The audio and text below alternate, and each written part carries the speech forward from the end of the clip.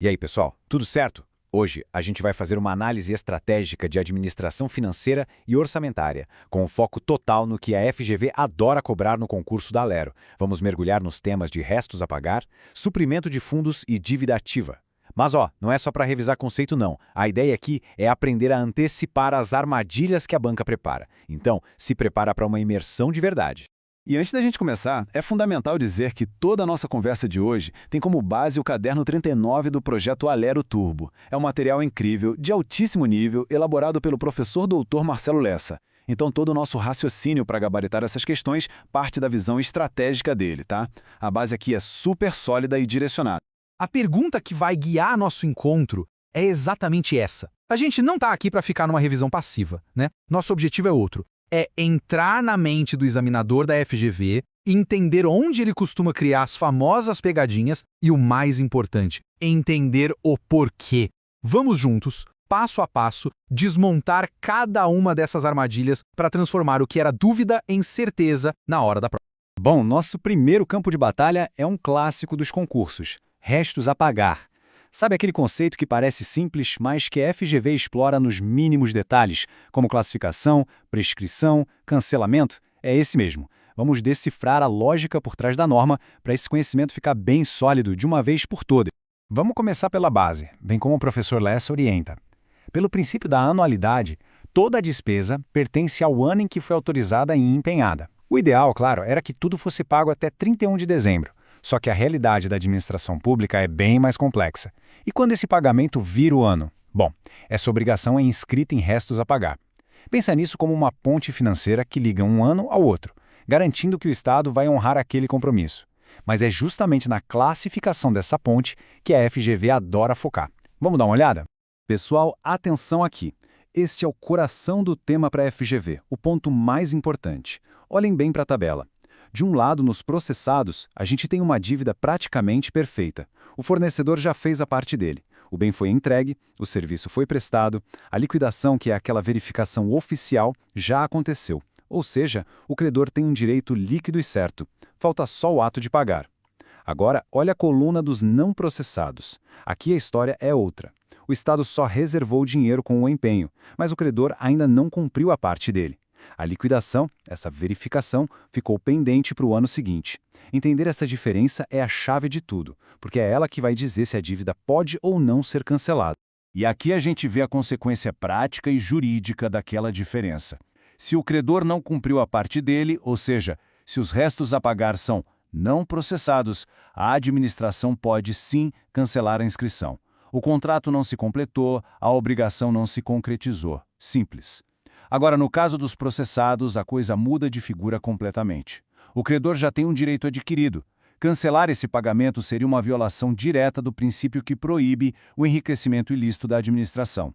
O Estado não pode receber um produto, dizer que está tudo certo e depois simplesmente decidir não pagar, né? Então a regra de ouro que a FGV vai testar é essa. RAP processado é dívida consolidada, não se cancela por vontade do gestor. Certo. Agora vamos sair da regra geral de pagamento e mergulhar numa exceção bem estratégica: o suprimento de fundos. Em AFO, entender as exceções é fundamental, porque é nelas que a FGV constrói as questões mais difíceis.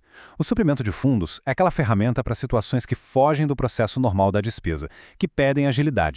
Pensa só no caminho normal da despesa pública: empenho, liquidação, pagamento. É um processo formal que leva tempo. Mas e se um oficial de justiça precisa de dinheiro para uma diligência urgente, que não estava prevista? Ou para comprar um material de limpeza que acabou e não dá para esperar uma licitação? É para isso que serve o suprimento de fundos, que também é chamado de regime de adiantamento. Um servidor de confiança recebe um adiantamento para fazer esses gastos e, muito importante, depois ele presta contas de cada centavo. E como toda exceção poderosa, o suprimento de fundos tem controles bem rigorosos. Este slide aqui mostra os nãos que a FGV adora colocar na prova. A proibição mais famosa é a de comprar material permanente. E por quê? Porque um computador, uma mesa, um carro, eles precisam ser registrados no patrimônio do órgão, num processo chamado tombamento. Isso não combina com a agilidade do adiantamento. Mas fica de olho nas outras regras de controle. Não dá para dar um novo suprimento para um servidor que ainda está com uma prestação de contas pendente, o tal servidor em alcance. Também não se concede para quem está de férias, por razões óbvias. São regras para evitar desvios e garantir que o dinheiro público seja usado direitinho.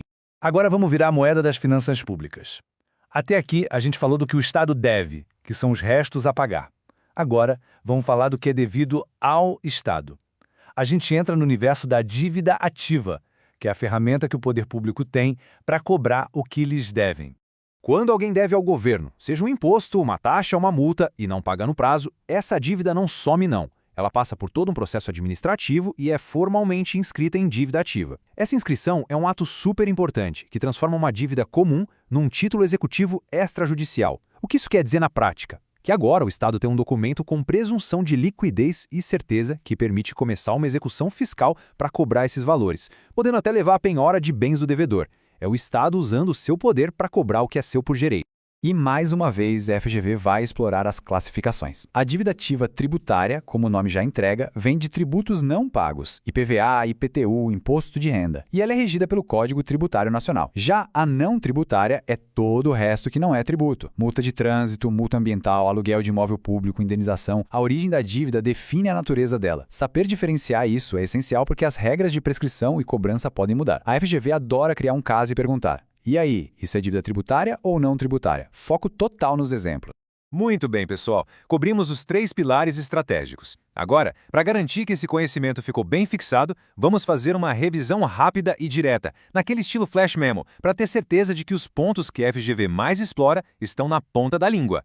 Primeira pergunta, para testar a aplicação dos princípios. Quando o dinheiro dos restos a pagar finalmente sai do caixa no ano seguinte, isso afeta o novo orçamento?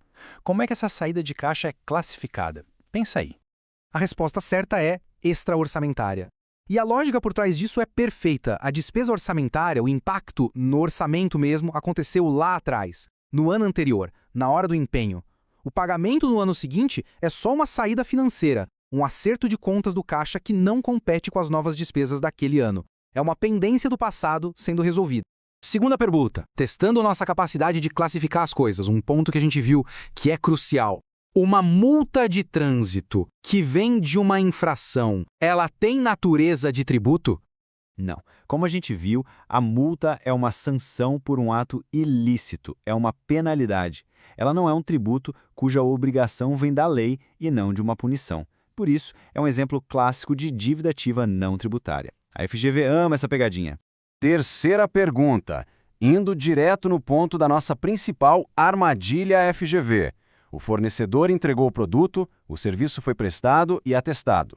A administração pública pode, por conveniência, simplesmente cancelar esse pagamento? A resposta é um não bem grande e bem fundamentado. Lembre-se sempre da justificativa jurídica. Seria enriquecimento ilícito do poder público, uma apropriação sem dar nada em troca. O direito do credor já está ali constituído e tem que ser respeitado. E a última pergunta da nossa revisão de ouro, focando na vedação mais clássica do tema. Dá para usar aquele adiantamento para comprar uma impressora nova para repartição? Não, de jeito nenhum. E a razão, como a gente viu, é o controle. A compra de material permanente exige controle patrimonial, tombamento, processos que são incompatíveis com a natureza ágil e simplificada do suprimento de fundos. Cada ferramenta tem seu propósito. Excelente! A gente percorreu os conceitos, identificou as armadilhas e reforçou os pontos mais importantes com base na visão estratégica do professor Lessa. Agora, para fechar, vamos para uma reflexão que conecta todo esse conhecimento técnico a um propósito ainda maior. E para o nosso fechamento, o professor Marcelo Lessa nos propõe uma reflexão que vai além dos manuais. Essa citação nos lembra de um princípio fundamental, tanto na vida pessoal quanto na gestão pública: a importância de honrar os compromissos. E aqui, pessoal, tudo se conecta. Estudar restos a pagar, que é a dívida do Estado, e dívida ativa, que é o crédito do Estado, é entender os dois lados da balança da responsabilidade fiscal. Para quem vai ser futuro analista da Alero, dominar esses mecanismos não é só uma exigência da prova, é a preparação para a missão de zelar pelo equilíbrio das contas públicas, garantindo que o Estado cumpra suas obrigações e exerça seus direitos com justiça e com eficiência. Essa é a essência do serviço público. Mantenham foco e sigam firmes na preparação.